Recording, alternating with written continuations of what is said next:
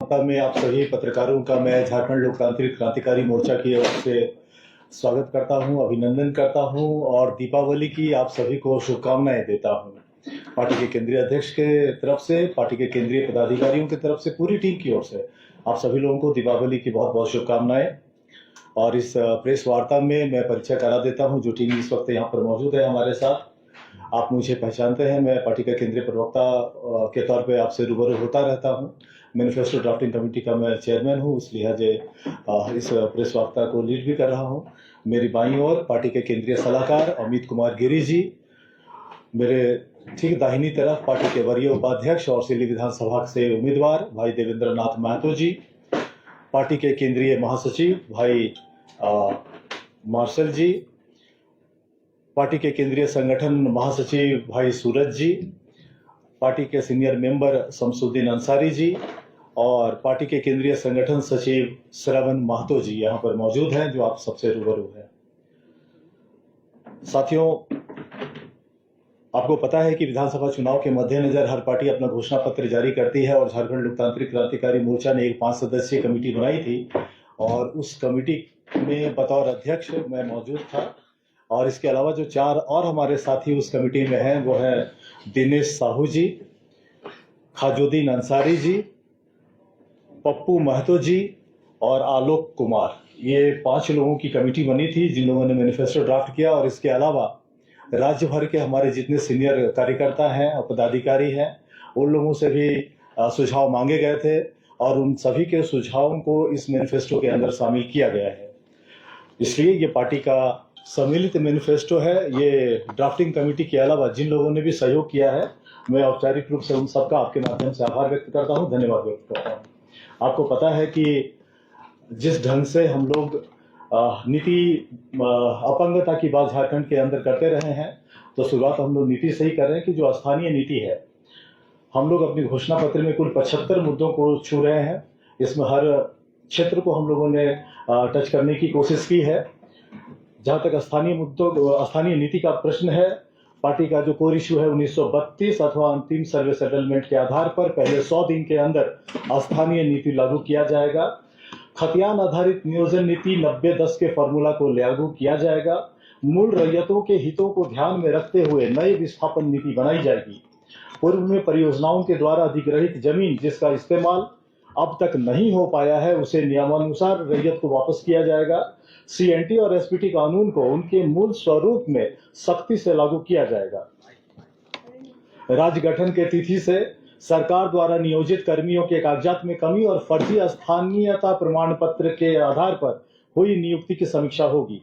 उपायुक्त, जिला विकास पदाधिकारी और श्रम अधीक्षक के 3 सदस्यीय कमेटी के द्वारा स्थानीयता के आधार पर और डीएमएफटी के तर्ज पर सम्मानजनक मानदेय पर नियुक्ति होगी और चरणबद्ध तरीके से आउटसोर्सिंग को समाप्त किया जाएगा। खतियानी स्थानीय संवेदकों को निबंधन व कार्य आवंटन में प्राथमिकता दिया जाएगा। सिंचाई हेतु प्रखंड स्तर पर लघु सिंचाई योजना स्थापित करते हुए खेती तक पानी को पहुंचाने का लक्ष्य निर्धारित किया जाएगा। प्रगतिशील किसानों को प्रोत्साहित करने के लिए विशेष सम्मान योजना की शुरुआत पंचायत स्तर पर की जाएगी। सरकारी एवं प्राइवेट बैंक के सहयोग से महिला समूह, बड़े एनजीओ और स्थानीय उद्यमियों को कर्ज मुहैया कराया जाएगा। भ्रष्टाचार पर नियंत्रण हेतु एंटी करप्शन पॉलिसी के तहत सभी जिला और प्रखंड मुख्यालय में एसीबी की टीम तैनात होगी। राज्य ऊर्जा नीति के तहत ग्रामीण स्तर पर बिजली संरचना को मजबूत करते हुए और सौर ऊर्जा को बढ़ावा देने के लिए काम किया जाएगा। कैलेंडर बनाकर प्रत्येक साल जेपीएससी परीक्षा आयोजित की जाएगी। गरीबों के लिए शिक्षा और कृषि ऋण की व्यवस्था 0% ब्याज दर पर होगी। सेविका, सहायिका, रसोईया, कृषि मित्र, जल सहिया, स्वास्थ्य सहिया और अन्य अनुबंध कर्मियों के लिए मानदेय में वृद्धि होगी। सहायक शिक्षक, पारा टीचर और आंगनबाड़ी सेविका के लिए वेतनमान लागू किया जाएगा। प्रखंड स्तर पर सरकार एक सीबीएसई स्कूल का निबंधन व संचालन करेगी। सरकारी व निजी संस्थानों के साथ मिलकर प्रत्येक जिले में एक मेडिकल कॉलेज, तकनीकी कॉलेज, बीएड व नर्सिंग कॉलेज की स्थापना होगी। महिलाओं के लिए केजी टू पीजी की शिक्षा मुफ्त करने की योजना पार्टी की है। शिक्षा परीक्षा में कदाचार को रोकने के लिए जो निरोधक उपाय है उसको बढ़ाते हुए यथासंभव परीक्षाओं को ऑनलाइन आयोजित किया जाएगा। आपको पता है कि राज्य की क्या स्थिति है। पंचायत प्रतिनिधियों के मानदेय में वृद्धि के लिए नियमावली बनाई जाएगी। किसानों, पशुपालकों और मछली पालकों के लिए प्रखंड स्तर पर नियमित प्रशिक्षण की व्यवस्था होगी। मनरेगा को भ्रष्टाचार मुक्त, पारदर्शी और प्रभावी रूप से संचालित किया जाएगा। कल कारखानों में कामगारों के हितों की रक्षा के लिए श्रम कानूनों में उचित संशोधन किया जाएगा। संगठित व असंगठित क्षेत्र में कार्यरत मजदूरों के लिए ट्रेड यूनियन का गठन पार्टी बहुत पहले से करती आ रही है। अब हम लोग इस पे आगे बढ़ेंगे। हमारी पार्टी आदिवासियों के सरना धर्म कोड का समर्थन करते हुए लागू करवाने का प्रयास करेगी। पेशा कानून 2006 को लागू करवाना हमारी प्राथमिकता होगी। आदिवासियों के सरना, मसना, जायर स्थान व हटगड़ी जैसे धार्मिक स्थानों को चिन्हित कर उन्हें संरक्षित किया जाएगा। झारखंड में समता जजमेंट को लागू करना पार्टी की प्राथमिकता है। आईटी सेक्टर को बढ़ावा देने के लिए राज्य के चुनिंदा जिलों को आईटी हब के रूप में विकसित करते हुए कंपनियों को आधारभूत सुविधा उपलब्ध कराया जाएगा तथा राज्य की युवा प्रतिभा को पलायन से रोका जाएगा। प्रवासी मजदूरों को पलायन से रोकने के लिए राज्य के भीतर सभी संभव क्षेत्रों में रोजगार का सृजन किया जाएगा। प्रवासी मजदूरों के परिवारों के संरक्षण हेतु प्रवासी मजदूर बीमा योजना शुरू की जाएगी। सभी आवास योजना, इंदिरा आवास, पीएम आवास, अबुआ आवास में मुफ्त बिजली का प्रावधान करते हुए सौर ऊर्जा की सुविधा दी जाएगी। वृद्धा पेंशन, विधवा पेंशन और विकलांग पेंशन की राशि जो फिलहाल 1000 है उसको बढ़ाकर 2000 की जाएगी। खेल को बढ़ावा देने के लिए विशेष खेल प्रोत्साहन योजना की शुरुआत होगी। झारखंड लोकतांत्रिक क्रांतिकारी मोर्चा के सभी विधायक अपने वेतन का 75% राशि अपने क्षेत्र के गरीब बच्चों की पढ़ाई व बीमार लोगों के इलाज में खर्च करेंगे। निजी विद्यालय शुल्क नियामक बोर्ड का गठन करते हुए हर 2 साल में शुल्क की समीक्षा की जाएगी। गैर मान्यता प्राप्त निजी विद्यालयों के संचालन हेतु मान्यता की शर्तों को लचीला बनाया जाएगा। प्रत्येक पंचायत में डिजिटल लाइब्रेरी की स्थापना होगी। स्वास्थ्य सेवा को बेहतर बनाने के लिए प्राइवेट अस्पतालों के संदर्भ में क्लिनिकल एस्टेब्लिशमेंट एक्ट की समीक्षा होगी। स्वास्थ्य के दृष्टिकोण से राज्य में संचालित उद्योगों का प्रदूषण मानकों के आधार पर मूल्यांकन किया जाएगा। पर्यटन स्थलों का सौंदर्यीकरण करके पर्यटन व स्थानीय रोजगार को बढ़ावा दिया जाएगा। उद्योग धंधे व व्यापारिक संस्थानों को बेहतर राजनीतिक और कानून व्यवस्था का माहौल उपलब्ध कराना प्राथमिकता होगी। गैर मजरूआ जमीन की बंदोबस्ती व मालगुजारी रैयतों के हितों को देखते हुए तय की जाएगी तथा उक्त जमीनों को गैर कानूनी दखल से मुक्त कराया जाएगा। झारखंड में उपलब्ध बड़े जलाशयों में बृहद मछली पालन योजना को संचालित किया जाएगा। डीवीसी, बीसीसीएल और कोल इंडिया का मुख्यालय हस्तांतरित कर बोकारो या धनबाद में लाने का प्रयास किया जाएगा। छात्रों की समस्या को समय पर निपटाने के लिए झारखंड छात्र आयोग का गठन किया जाएगा। परीक्षाओं के पेपर लीक या उससे जुड़ी अनियमितताओं को रोकने के लिए तकनीकी व प्रशासनिक अधिकारियों का टास्क फोर्स बनाया जाएगा। पिछली सरकारों के ढुलमुल रवैये के कारण पिछड़ चुके छात्रों को मौका देने के लिए चुनिंदा परीक्षाओं में उम्र सीमा में छूट दी जाएगी। झारखंड आंदोलनकारियों के पेंशन में बढ़ोतरी होगी। आंदोलनकारियों के आश्रितों को तृतीय व चतुर्थ वर्ग की नियुक्तियों में 5% आरक्षण दी जाएगी। आदिवासियों की परीक्षा के उत्थान के लिए विशेष प्रयास किए जाएंगे। झारखंड न्यायिक सेवा से जुड़े अधिवक्ताओं को सुरक्षा देने के लिए एडवोकेट प्रोटेक्शन एक्ट बनाया जाएगा। राज्य स्तरीय खेल विश्वविद्यालय की स्थापना करते हुए हर परिमंडल में बड़ा स्पोर्ट्स सेंटर स्थापित किया जाएगा। झारखंड के प्रत्येक परिवार के 18 वर्ष से अधिक उम्र के युवक और युवतियों को निजी व अर्ध सरकारी क्षेत्र में उनकी शिक्षा व दक्षता के आधार पर रोजगार की गारंटी होगी। हिंदी सहित झारखंड के क्षेत्रीय भाषाओं में बनने वाले सिनेमा के निर्माता व कलाकारों को विशेष प्रोत्साहन व संरक्षण दिया जाएगा। त्रिस्तरीय पंचायत चुनाव में निर्वाचित जनप्रतिनिधियों के मानदेय में व्यापक वृद्धि की जाएगी, जिसमें वार्ड सदस्य को 5000, मुखिया व पंचायत समिति सदस्य को 11000 और जिला परिषद सदस्य को 15000 की राशि दी जाएगी। झारखंड में कार्यरत पत्रकारों को उनके क्षेत्र में कार्यरत कंपनियों के द्वारा आवास और स्वास्थ्य की सुविधा सहित स्वास्थ्य बीमा का प्रावधान किया जाएगा तथा उनके बच्चों के फीस में संबंधित निजी विद्यालयों में 50% की छूट दिलाई जाएगी। जो विभिन्न जिले हैं वहां के आईपीआरडी की सलाह अनिवार्य होगी इस पूरे मामले पर। छत्तीसगढ़ के तर्ज पर जो तेल घानी बोर्ड और माटी कला बोर्ड का जो गठन है उसको लेकर के निश्चित तौर पर हम लोग आगे बढ़ेंगे। झारखंड में संचालित मदरसा में शिक्षा के स्तर को बढ़ाते हुए अधिक प्रतिस्पर्धी बनाया जाएगा। झारखंड शिक्षक पात्रता परीक्षा उत्तीर्ण पारा शिक्षकों को सहायक शिक्षक के पद पर समायोजित किया जाएगा। झारखंड के स्थानीय महिला उद्यमियों को सरकारी गारंटी पर उद्योग स्थापित करने के लिए बैंकों से ऋण उपलब्ध कराया जाएगा, जिसमें प्रथम वर्ष का ब्याज शून्य होगा। सरकारी नियुक्तियों का कभी 25 की बात करते हैं तो जब पावर में आएंगे जो उस वक्त तय होगा तो उसके अनुसार यह प्रतिशत होगा, लेकिन पहले दिन स्थानीयता के आधार पर झारखंड के अभ्यर्थियों की सूची जारी होगी और उसके अगले दिन शेष भारत की सूची जारी होगी और उनका परिणाम जारी होगा। 2 भागों में परिणाम को प्रकाशित करने का मकसद सिर्फ झारखंड के युवाओं को अतिरिक्त संरक्षण देना है। अतिरिक्त रोजगार सृजन के उद्देश्य से लेबर एक्ट में व्यापक बदलाव करते हुए कार्य अवधि को सभी क्षेत्रों में 8 घंटे तक सीमित करेंगे। उसके उपरांत सभी क्षेत्र में ओवरटाइम का चलन समाप्त किया जाएगा। परिणाम स्वरूप पहले से उपलब्ध जो अवसर है उस अवसर में 33% अधिक रोजगार अवसरों का निर्धारण कर किसानों को संपन्न बनाया जाएगा। सरकारी अस्पतालों के संचालन के साथ साथ बेहतर सरकारी जांच केंद्र की स्थापना की जाएगी। स्थानीय नीति पर आधारित स्पष्ट नियोजन नीति बनेगी। झारखंड के गरीब छात्रों को निःशुल्क शिक्षा व छात्रवृत्ति दी जाएगी। झारखंड के स्थानीय संवेदकों को 30 करोड़ तक के सरकारी टेंडर दिए जाएंगे। झारखंड के पिछड़े समुदाय को 27% तक का जो आरक्षण है उसको लेकर हम लोग संकल्पित हैं। डीएमएफटी की समीक्षा करते हुए खनन क्षेत्र के प्रभावितों की जरूरत व सुविधा को प्राथमिकता दी जाएगी। झारखंड की कला संस्कृति को संरक्षित करने के लिए बृहद कला संस्कृति बोर्ड का गठन किया जाएगा ताकि झारखंड के कलाकारों को प्रोत्साहित व संरक्षित किया जा सके। साथियों, इस पूरे घोषणा पत्र को हम लोगों ने टॉप 10 जो हमारा विजन है, जो पार्टी का जो प्राथमिकता है, उसमें भी हम लोगों ने समाहित करने की कोशिश की है। अगर आप रिकैप जानना चाहें इस पूरे घोषणा पत्र का, तो उसको खतियान आधारित स्थानीय नीति व नियोजन नीति बनाई जाएगी। प्रभावित रैयतों के हितों को ध्यान में रखते हुए विस्थापन, मुआवजा व नियोजन की स्पष्ट नीति होगी। आउटसोर्सिंग को समाप्त करते हुए जिला स्तर पर स्थानीय बेरोजगारों को बेहतर मानदेय पर नियुक्ति होगी। राज्य में भ्रष्टाचार पर नियंत्रण के लिए एसीबी की टीम का जिला व प्रखंड स्तर पर प्रतिनियुक्ति होगी। सेविका, सहायिका, रसोईया, कृषि मित्र, जल सहिया, स्वास्थ्य सहिया, वार्ड सदस्य, मुखिया, पंचायत समिति सदस्य, छात्रों की समस्याओं के निपटारे के लिए झारखंड छात्र आयोग का गठन किया जाएगा। और साथ ही कुर्मी, घटवार व अन्य समुदाय जिनकी कई दशकों से जो सूचीबद्ध होने की मांग रही है, उन्हें ईडब्ल्यूएस के तर्ज पर नया कॉलम परिभाषित कर विशेष संरक्षण दिया जाएगा। और अंत में, चूंकि केंद्रीय अध्यक्ष का एक विशेष संदेश है राज्य के लोगों के लिए, उसे मैं पढ़ना चाहूंगा। उन्होंने राज्य की जनता को जोहार कहा है और उन्होंने ये कहा है कि आप सभी झारखंड वासियों से उनकी विनम्र अपील है कि झारखंड विधानसभा चुनाव 2024 में चुनाव लड़ रहे हमारे प्रत्याशियों को कैंची छाप पर बटन दबाकर उन्हें भारी मतों से विजयी बनाकर विधानसभा में भेजें।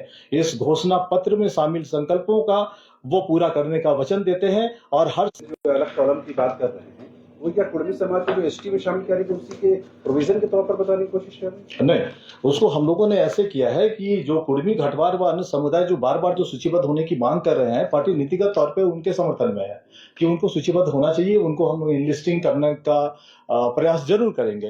लेकिन जिस ढंग से आपको पता है कि ईडब्ल्यूएस को लेकर के एक कैटेगरी बना हुआ है 10% रिजर्वेशन को लेकर के, तो उनके लिए भी अलग से कैटेगरी बनाना है और एक नया कॉलम परिभाषित करना है, उनको रीडिफाइन करना है और उनको क्लासिफाई करके उनको संरक्षित करने की बात है।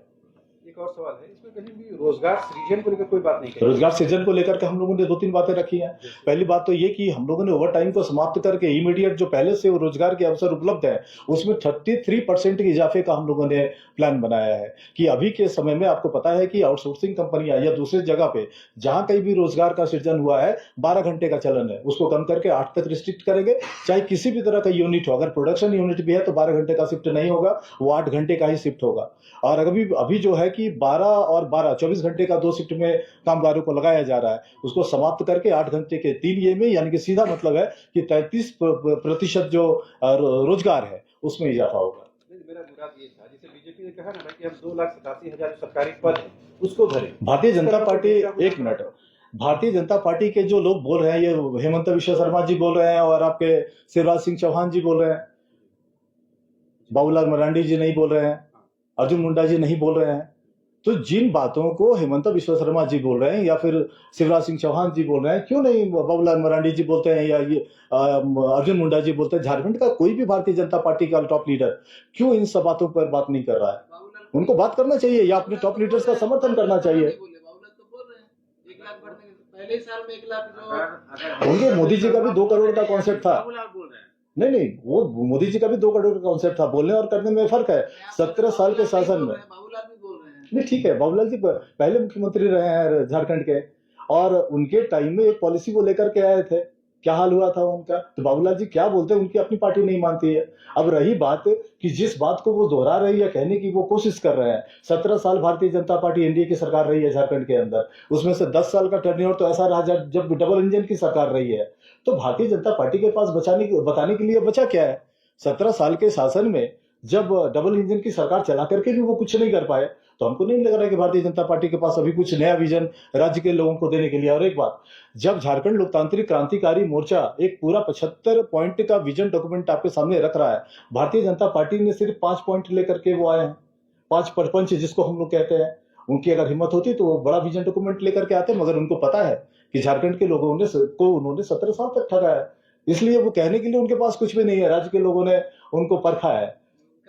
भी आना बाकी है। नहीं, ठीक है, उनका मैनिफेस्टो आएगा, हम लोग उसको भी देखेंगे, लेकिन फिलहाल जो वो 5 परपंच फैला रहे हैं और बाहर के जो नेता है वो यहाँ पर झूठ बोल करके जा रहे हैं, उन बातों को झारखंड के जो बीजेपी के लीडर है वो नहीं दोहरा पा रहे हैं, तो समझना पड़ेगा कि मन वचन कर्म में एक रूपता नहीं है। चुनाव के बाद ना हेमंत बिस्वा शर्मा नजर आएंगे, ना शिवराज सिंह चौहान नजर आएंगे।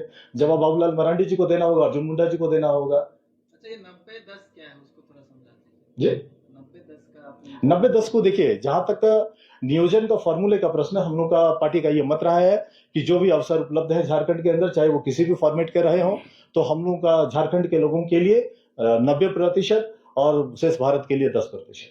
अच्छा, ये जितने भी बड़े राष्ट्रीय पार्टी है, चाहे झारखंड मुक्ति मोर्चा भी है, कैंडिडेट्स को कह रहा है कि वोट कटवा कैंडिडेट्स और पार्टी भी है, उन्हें क्या जवाब देना चाहिए? देखिए, सबसे पहली बात की, अगर भारतीय जनता पार्टी या झारखंड मुक्ति मोर्चा के लोग अगर ये कह रहे हैं कि वोट कटवा पार्टी है, आपको पता है कि अब से 6 महीने पहले जब लोकसभा का चुनाव हुआ था, तो उस वक्त पार्टी ने 8.5 लाख वोट ला करके एक मिसाल कायम किया।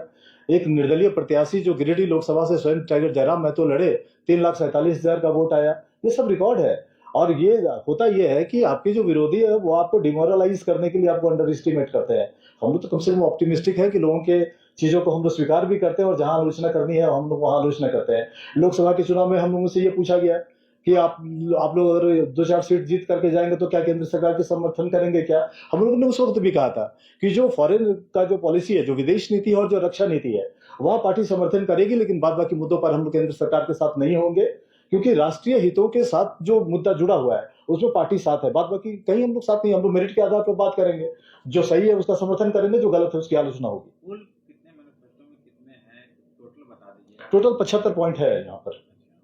अच्छा, ये जो आप बीजेपी जो 2100 और जेएमएम जो 2500, इस तरह की योजना आप लोग लेकर नहीं आए? बिल्कुल नहीं, हम लोग ये मान करके चलते हैं कि इस तरह की योजना की झारखंड के लोगों को जरूरत नहीं है। हम लोगों ने जब डॉक्यूमेंट, अभी विजन डॉक्यूमेंट पढ़ रहे थे, तो आपने देखा कि 18 वर्ष से अधिक वर्ग के जो आयु वर्ग के जो युवक और युवती किसी भी परिवार में है, तो हम लोग उनको आइडेंटिफाई करके रोजगार देने की कोशिश करेंगे। पार्टी का ये योजना है कि अगर पावर में आए या पावर शेयरिंग अगर हुई तो 18-20 हजार की नौकरी उस परिवार को मिले, हम लोग उसके बारे में सोचेंगे। ये कारण है कि हम लोगों ने ये जो ओवर टाइम का कॉन्सेप्ट है उसको हम लोग डिनाई कर रहे हैं। जो ये आउटसोर्सिंग का जो कॉन्सेप्ट है वो हम लोग डिनाई कर रहे हैं। वहां जो शोषण हो रहा है, हर एम्प्लॉई से जो 3,000-4,000 का जो कट हो रहा है उसको रोकना है। ये कारण है कि हम लोग डीएमएफटी के तर्ज पे हम लोग जिले के अंदर उपायुक्त के जरिए, डीडीसी के जरिए और श्रम अधीक्षक के जरिए एक 3 मेंबर कमेटी बनाने की बात कर रहे हैं कि आउटसोर्सिंग के कॉन्सेप्ट को समाप्त कीजिए। स्थानीयता के आधार पर जिले के लेवल पर जो झारखंड के जो अभ्यर्थी है, जो रहने वाले लोग हैं, उनको ये मौका मिले कि जिले में उनकी नियुक्ति हो। आउटसोर्सिंग को खत्म करना है।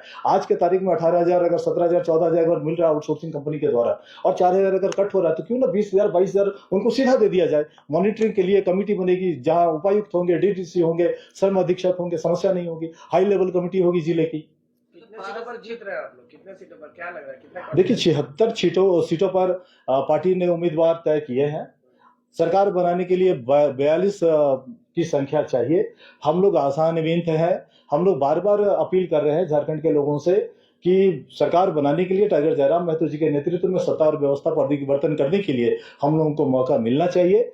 सरकार जनता के ऊपर है ये चीज, और तो अभी हम लोग चुनाव में है, बट एक दावा मैं आपके प्लेटफॉर्म पे जरूर कर देता हूं कि या तो हम लोग टाइगर जयराम महतो जी के नेतृत्व में सरकार बनाएंगे, या फिर हम लोगों के बिना किसी की सरकार नहीं बनेगी। झारखंड से जो बाहर आपने कहा कि 10% उन लोग को नौकरी में प्रेफरेंस मिलेगा, वैसे में झारखंड में कई जिले में जो है बाहरी लोग भी हैं क्या, तो उन लोग अगर वोट के लिए कहेंगे कि 10% है तो आपको वोट कैसे देंगे? नहीं देखिए, जो पार्टी का मतदाता काफी है। देखिए पार्टी का विजन झारखंड और झारखंडियत को लेकर के टाइगर जयराम महतो की जो विचारधारा है मंचों के जरिए जन जन तक पहुंची है। वो मंचों पर जो बात कर रहे हैं उसी के आधार पर ये विजन डॉक्यूमेंट है। जो बात वो मंच पर बोल रहे हैं वही ये डॉक्यूमेंट है। हम लोग उससे पीछे नहीं हट सकते हैं। कोई अगर बोलेगा कि आप 1932 से पीछे हट जाइए या 90-10 से पीछे हट जाइए तो पार्टी हटने को तैयार नहीं। ये हमारी कोर इशू है और हम लोग अपनी कोर इशू के साथ ही बने रहेंगे। यानी बाहर से जो लोग आकर यहाँ झारखंड में बसे हैं वो डरे इस पार्टी से। नहीं, ऐसा कुछ भी नहीं। उनके मन में डर नहीं होना चाहिए। देखिए, ये बार बार ये सवाल पूछा जाता है तो हम लोग आपके माध्यम से आपके प्लेटफॉर्म पे ये क्लियर कर देना चाहते हैं कि जो लोग गैर राजनीतिक है, जो लोग नौकरी पेशा लोग हैं, जो लोग व्यवसाय के अंदर है, उनको डरने की कोई जरूरत नहीं है। हम लोग बार बार बात करते हैं राजनीतिक अतिक्रमण को खत्म करने के लिए। हम लोगों का आम लोगों से क्या लेना देना है? वो भारत के लोग हैं, भारत के वासी हैं, सम्मानित नागरिक हैं। उनका पूरा अधिकार है कि वो रोजगार करे, वो रहे, पढ़ाई करे, कोई दिक्कत नहीं है। लेकिन राजनीतिक अतिक्रमण को लेकर के हम लोग इसलिए बार बार बात करते हैं कि उनके कारण सत्ता और व्यवस्था डिरेल हो रही है। पटरी से अगर झारखंड की व्यवस्था उतरी है तो ऐसे विधायकों और सांसदों के कारण उतरी है। अगर राजनीतिक संरक्षण में अगर ऐसे लोगों को बंद कर दिया जाएगा तो फिर ये सिस्टम भी ठीक हो जाएगा। इसलिए हम लोग बार बार बात करते हैं राजनीतिक अतिक्रमण को खत्म करने के लिए। अभी भी हम लोग बात कर रहे थे कि जो बाहरी सांसद हैं या बाहरी विधायक हैं, भारतीय जनता पार्टी सबसे अधिक सर्वाधिक उम्मीदवार देती है सांसद और विधायक के लिए। हम लोग उसकी आलोचना करते हैं। इसलिए हम लोग भारतीय जनता पार्टी को बाहरी जनता पार्टी कहते हैं। हम लोग को राजनीतिक अतिक्रमण से परहेज है। एक आम भारत का नागरिक अगर यहाँ रह रहा है, पढ़ाई कर रहा है या दुकान चला रहा है, उस बात से हमारा कोई लेना देना नहीं। वो सम्मानित नागरिक है, उनका हम लोग पूरा सम्मान करते हैं, उनको कोई दिक्कत नहीं है। दरअसल जो 1932 ऐसा एक शब्द है, ऐसा लफ्ज है जिसको सुनने के बाद बाहरी जो लोग डर जाते हैं। आप उसी बात को एम्फेसाइज कर रहे हैं। जो मौजूदा नहीं, इस बात को ऐसे समझने की जरूरत है। इस बात को भरोसा दिलाइए कि भाई आप सुरक्षित नहीं, बिल्कुल बिल्कुल इस बात को हम लोग ये कहने की कोशिश कर रहे हैं कि 1932 या अंतिम सर्वे सेटलमेंट हमारे यहाँ स्थानीय नीति बनाने का आधार होगा और उसी के आधार पर नियोजन नीति बनेगी। और उसके आधार पर जब नियोजन नीति बनेगी और उसके बाद कौन कौन लोग प्रभावित होंगे, इस बात की चिंता हम लोग को नहीं करनी है। इस बात की चिंता वो पॉलिटिकल लोग करें जिन लोगों ने वोट बैंक क्रिएट किया है, जिन लोगों ने मैनिपुलेट किया है और जो लोग इस वोट बैंक को मेंटेन कर रहे हैं। तो ये जवाब उन पॉलिटिशियंस को देना चाहिए। झारखंड लोकतांत्रिक क्रांतिकारी मोर्चा का ये चिंता नहीं है। हम लोग झारखंड के लोगों के प्रति प्रतिबद्ध हैं। यहाँ के आदिवासियों, यहाँ के मूलवासियों की हितों की रक्षा हो और इनका जो हित है ये सर्वोपरि रहे, ये पार्टी की चिंता है।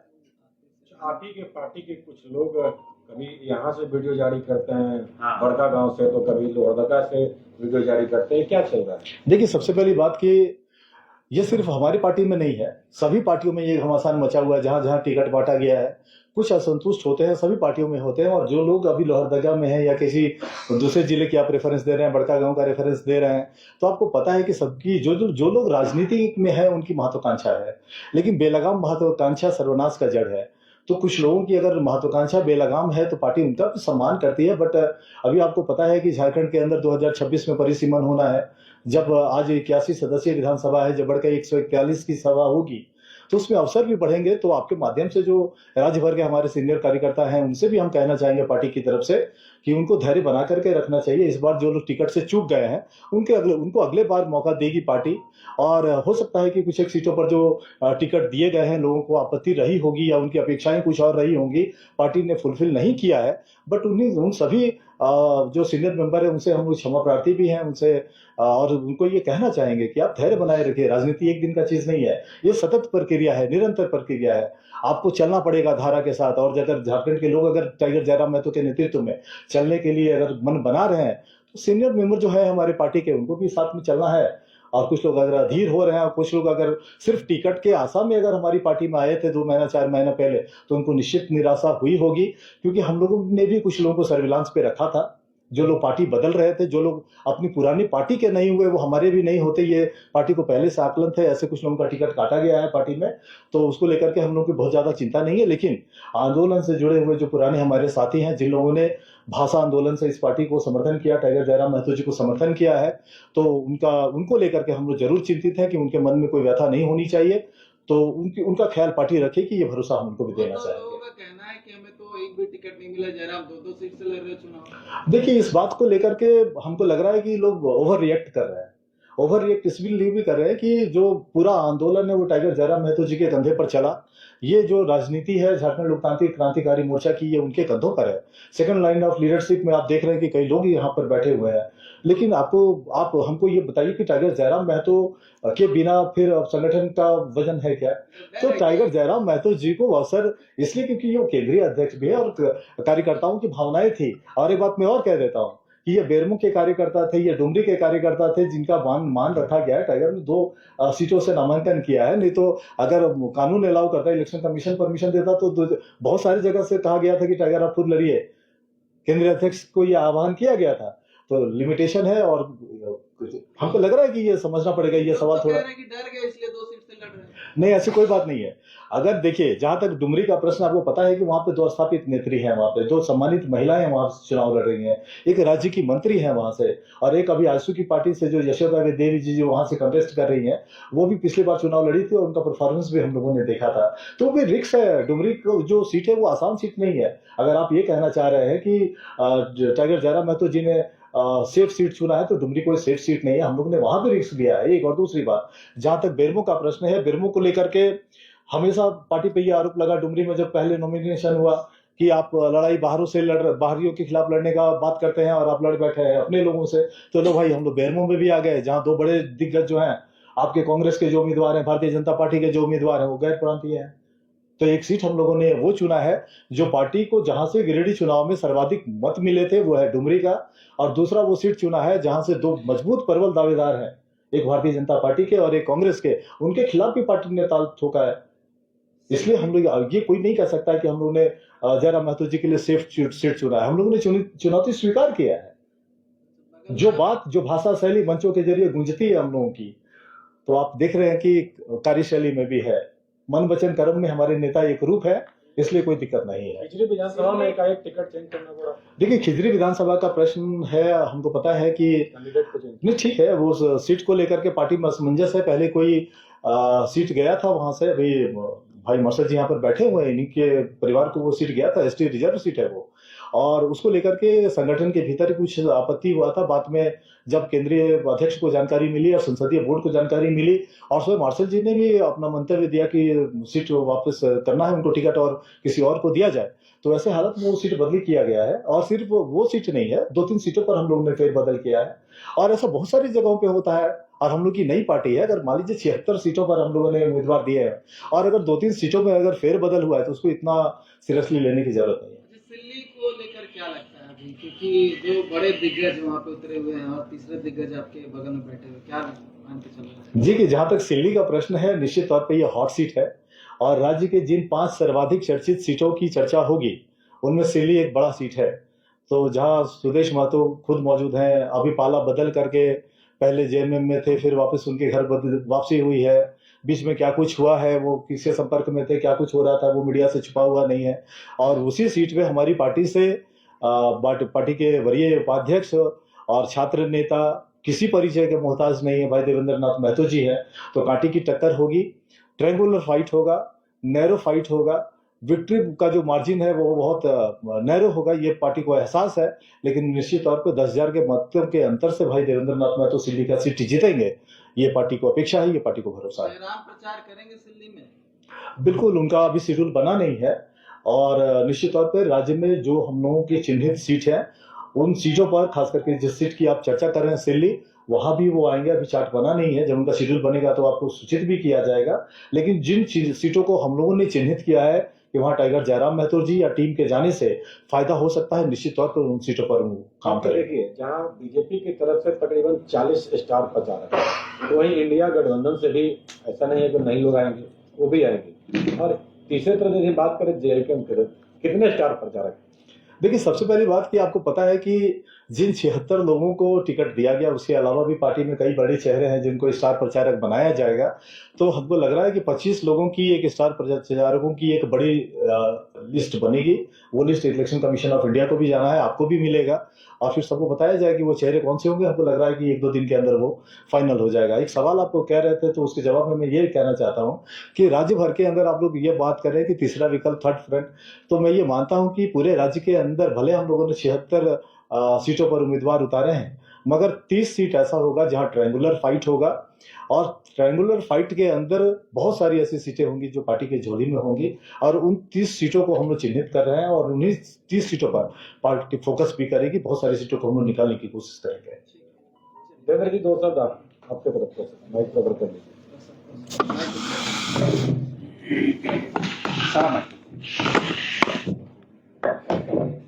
दादा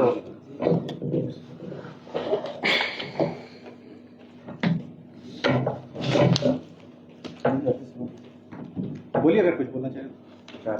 अभी आपने नॉमिनेशन किया है।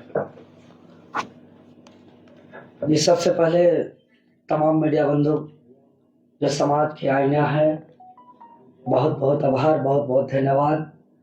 और जैसा कि हमारा झारखंड लोकतांत्रिक क्रांतिकारी मोर्चा के प्रवक्ता आदरणीय बड़े भाई विजय जी ने हमारा 75 संकल्प पत्र हम कह सकते हैं जो जारी किया, यह महज घोषणा पत्र नहीं बल्कि झारखंड का नवनिर्माण का संकल्प पत्र है। यह शहीदों का सपना है, यह आंदोलनकारियों का अरमान है, यह अलग झारखंड राज्य गठन के उद्देश्य को पूरा करने का संकल्प है, जो एकमात्र राज्य का सबसे ज्यादा सीटों पर लड़ने वाला एकमात्र पार्टी झारखंड लोकतांत्रिक क्रांतिकारी मोर्चा ही राज्य का कमान और अलग राज्य गठन का उद्देश्य को पूरा करने के लिए संकल्पित है। बाकी अन्य कोई भी पार्टी इतने ज्यादा सीटों पर फाइट नहीं कर रही है। ये झारखंड के तमाम 3.25 करोड़ आबादी का भरोसा है।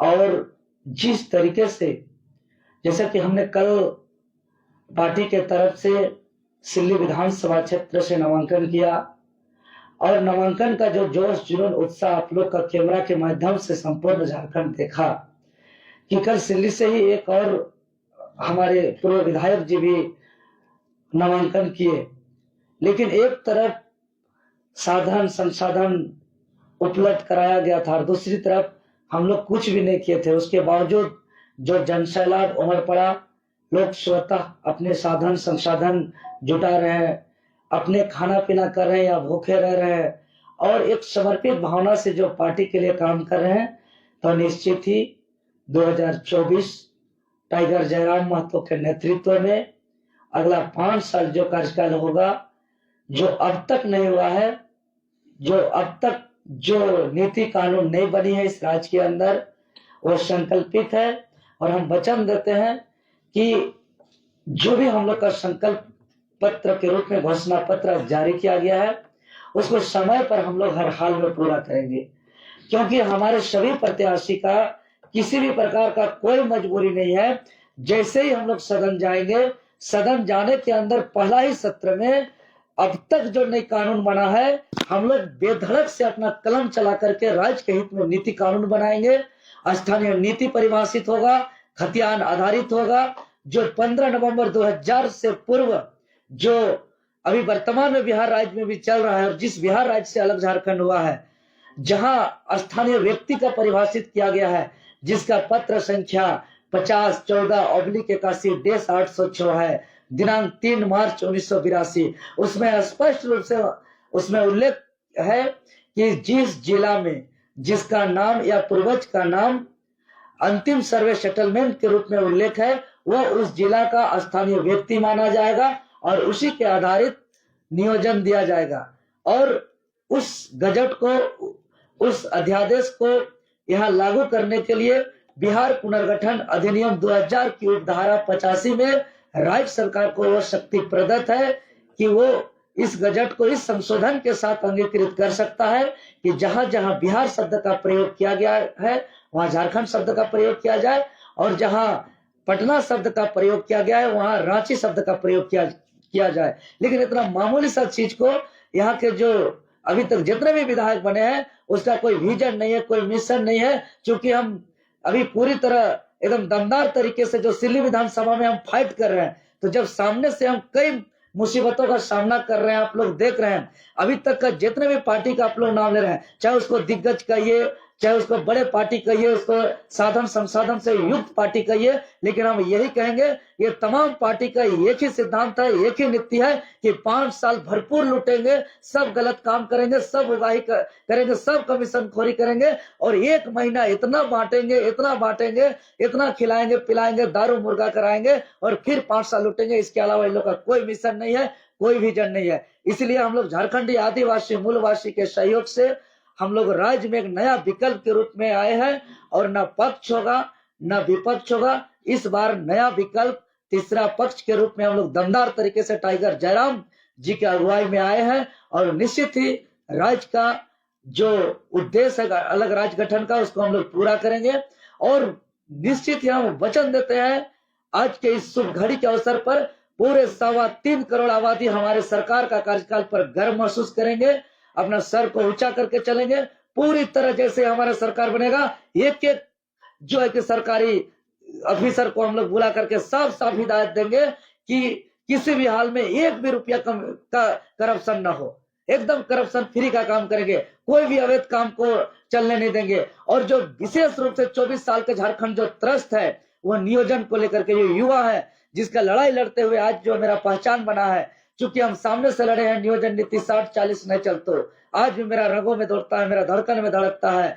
और जो पेपर लीक का मामला है, चूंकि सीजीएल को भी हमने लीड किया है राज्य का हर आंदोलन को, तो हमने देखा है कि अलग झारखंड के बाद जो छात्र आंदोलन आज इतना 24 जिला में हम लोग हर जन जन तक पहुंचे हैं और इस लड़ाई को लेकर के बहुत छात्र का जीवन भी प्रभावित हुआ है, इसमें भी कोई शंका नहीं है। इसलिए अब हम लोग जो छात्र आयोग गठन की बात हम लोग जो घोषणा पत्र में कहे हैं, यह निश्चित ही जो जैसे अभी पेपर लीक हो रहा है, स्पष्ट नीति नहीं बन रही है, रिजल्ट आ रहा है तो कट ऑफ जारी नहीं हो रहा है, एग्जाम होने के बाद कब उसका कैंसिल होगा एग्जाम या कब रिजल्ट आएगा इसका अता पता नहीं हो रहा है। तो इसलिए हम लोग स्पष्ट रूप से हम लोग जो एग्जाम कैलेंडर जारी करने की बात कहे हैं, इसमें अगर 3 चरण के होने वाली सभी परीक्षाओं को हम लोग 11 महीना में कंप्लीट करेंगे, 2 चरण के परीक्षा होने वाले सभी परीक्षाओं को 9 महीने में कंप्लीट करेंगे और 1 चरण में होने वाली सभी परीक्षाओं को हम लोग 6 महीने में कंप्लीट करेंगे। और खबरदार कोई भी पेपर लीक होगा सीधे कार्रवाई करेंगे, इसमें हम लोग कतई बर्दाश्त नहीं करेंगे। और परीक्षा परिणाम के साथ ही साथ हम लोग कट ऑफ जारी करेंगे, पूरी तरीके से पारदर्शिता होगा, एक भी सेटिंग वेटिंग हम लोग होने नहीं देंगे। जेपीएससी और जेएसएससी का कचरा को पूरा सफाई करेंगे। और सबसे इंपॉर्टेंट बात, सरकार की सलाह के लिए जो 32 लीगल एडवाइजरी कमेटी है, जो वर्तमान आदिवासी मूलवासी की सरकार करने वाले झारखंड मुक्ति मोर्चा की सरकार जो 32 लीगल एडवाइजरी कमेटी है, उसमें मात्र 2, एक जयंत मुर्मू और एक लक्ष्मी टप्पू, मात्र 2 झारखंडी है, बाकी 30 गैर झारखंडी है। इसलिए एक भी पॉलिसी राज्य के अंदर 5 सालों में नहीं बन पाया। इसलिए हम वचन देते हैं कि पूरा 32 के 32 लीगल एडवाइजरी कमेटी झारखंडी आदिवासी मूलवासी खतियानदारियों को बनाएंगे और राज्य के जितने भी पॉलिसी होगा सब संवैधानिक होगा, कोई भी हाईकोर्ट सुप्रीम कोर्ट का दांव पेच नहीं चलेगा और राज्य में बहुत ही खुशहाल होगा। रोजगार का, स्वरोजगार का इतना सृजन करेंगे, पर्यटन स्थल का हब बनाएंगे। यहाँ के जितने भी खनिज संपदा है, जो यहाँ का पुनर्वास और विस्थापन और खनन का होगा, यहाँ पूरे के पूरे हिस्सेदारी यहाँ का रैयत को होगा। एकदम बहुत ही ठोस हम लोग ऐसा हम लोग नियम कानून बनाने का काम करेंगे। अंतिम सवाल है, सिल्ली को लेकर देवेंद्र नाथ महतो की क्या तैयारी? जी, सिल्ली को लेकर के चूंकि हम अगर सिल्ली से आते हैं तो राज्य स्तरीय के साथ साथ सिल्ली के लिए हम बहुत कुछ लेकर के आ रहे हैं। पहला, हमारा सिल्ली विधानसभा क्षेत्र हाथी से परेशान है। किसान दिन भर खेत में काम कर रहे हैं, रात भर पहरा कर रहे हैं। इसीलिए एक हाथी कॉरिडोर बना करके हाथी के आतंक से मुक्त कर देंगे क्षेत्र को। दूसरा, किसान के लिए जितने भी सिंचाई व्यवस्था था अभी तक सब बर्बाद हो गया, सब जर्जर स्थिति हो गया। इसलिए सबसे पहले उसका जीर्णोद्धार करेंगे और जिस क्षेत्र में सिंचाई का व्यवस्था उपलब्ध नहीं है वहां तत्काल सिंचाई का उपलब्ध करेंगे। सबसे बड़ा सवाल है सिल्ली को लेकर, हमने कई बार देखा ह्यूमन ट्रैफिक को लेकर के कई लड़कियां परेशान हैं। हाँ, उसी पे आ रहे हैं, यहाँ पे पहुंच रहे हैं, हम उसी पे आ रहे हैं। तो जैसे ही हम सिंचाई की उपलब्ध करेंगे उसके बाद कोऑपरेटिव सोसाइटी स्पेशल हम एक बनाएंगे और कोऑपरेटिव सोसाइटी बना करके 1 साल के अंदर 1 लाख रोजगार अगर हम सिल्ली विधानसभा क्षेत्र से नहीं देंगे तो आपको हम वचन दे रहे हैं, हम रिजाइन कर देंगे 1 साल के बाद विधायकी। और साथ ही साथ जो बिजली का समस्या है, जो वहाँ हमारे क्षेत्र में उच्च शिक्षा के लिए व्यवस्था नहीं है। एकदम हर हाल में जितने भी बंद पड़ा स्कूल है उसको चालू कराएंगे और प्रत्येक विद्यालय में उसका शिक्षा पूरा करेंगे। हॉस्पिटल हम लोग के कई क्षेत्र में तो सड़क और बिजली तो है ही नहीं। वही करे। हॉस्पिटल देखिए आज बीमार होता है क्षेत्र से तो या तो उसका खेत बिकता है नहीं तो उसका जान चला जाता है। सरकारी हॉस्पिटल को पूरी तरह तंदुरुस्त करेंगे और एक भी पलायन नहीं होगा, क्योंकि हम प्रत्येक पंचायत में एक सेंटर बना रहे, उसका ब्लूप्रिंट तैयार किए, एक लोकेशन करेंगे और वहाँ लघु उद्योग, कुटीर उद्योग, जैसे आज के समय में ढेकी का चावल सबको पसंद है, मिल नहीं रहा है मार्केट में, हम एक लोकेशन तैयार करके 10-15 ढेकी रखेंगे और उसी पंचायत के महिला को 2 घंटा 3 घंटा जिसका जैसा समय है उसको वैसा रोजगार देंगे, उसका वैसा भुगतान करेंगे 10,000 12,000 और उसको पैकेट करेंगे और उसको फिर सप्लाई करेंगे। 2 बड़े दिग्गज अब आपके क्षेत्र में हैं, आप उन दोनों के बीच में देवेंद्र महतो अपने को कहाँ देख रहे हैं? बिल्कुल हम इसको 2 दिग्गज नहीं मानते हैं। ये कैसा 2 दिग्गज है जो आज तक पूरे सिल्ली विधानसभा क्षेत्र का कोई भी ब्लॉक जाइए बिना कमीशन का एक भी काम नहीं होता है, चाहे अबुआ आवास हो, वृद्धा पेंशन हो, कुआं तालाब, कोई भी सरकारी योजना हो, बिना पैसा का कोई काम नहीं होता है। सिल्ली विधानसभा का क्षेत्र सरकारी कार्यालय नहीं बल्कि बाजार का दुकान बन गया है। थाना जाइएगा, जिसका जो पार्टी का कार्यकर्ता है, जिसका पहुंच है पैरवी है, दिन दहाड़े गलत काम करते हैं तो उसको वो अगर थाना जाता है तो उसको कुर्सी में बैठाया जाता है और उसको बोल दिया जाता है कोई दोष नहीं है। और अगर दूध की तरह कोई अगर शुद्ध भी होता है, पैसा पहुंच पैरवी नहीं होता है तो उसको धमका के हड़का करके थानेदार जो है कि उसको दोषी ठहराया जाता है। मतलब जिसका दोष था उसको ना और जिसका दोष ना उसको था, यही हो गया था ना सिल्ली विधानसभा क्षेत्र का। बिजली शाम होते ही गायब हो जाता है। कैसा दिग्गज नेता है कि आज विद्यालय में जो कि टीचर नहीं है, क्षेत्र के लोगों को शिक्षा का नसीब नहीं है, क्षेत्र के लोगों को हॉस्पिटल का नसीब नहीं है, क्षेत्र हाथी के आतंक से तबाह है, इसको हम कतई दिग्गज नेता नहीं मानते हैं। हाँ, अगर कुछ काम किए हुए रहते तब हम उसको स्वीकार करते ये जो दिग्गज नेता के रूप में और हमें जो इसको चुनौती के रूप में स्वीकार करते। आज जो मेरे पिछले 7 साल का जो काम है इस बताने की आवश्यकता नहीं है। पूरा लाठी खाते खाते अपना कई बार अपना जान को भी खतरे में लेते हुए हमने लाठी को अपना बदन में लिया है लेकिन विचलित नहीं हुआ है। संघर्ष के राह पर हटवार जेल तक का भी सफर किया है लेकिन विचलित नहीं हुआ है। आज जो संकल्पित है बाल नहीं कटाने का कि जब तक 60-40 नहीं हटेगा तब तक हम अपना बाल भी नहीं कटाने का संकल्पित हैं।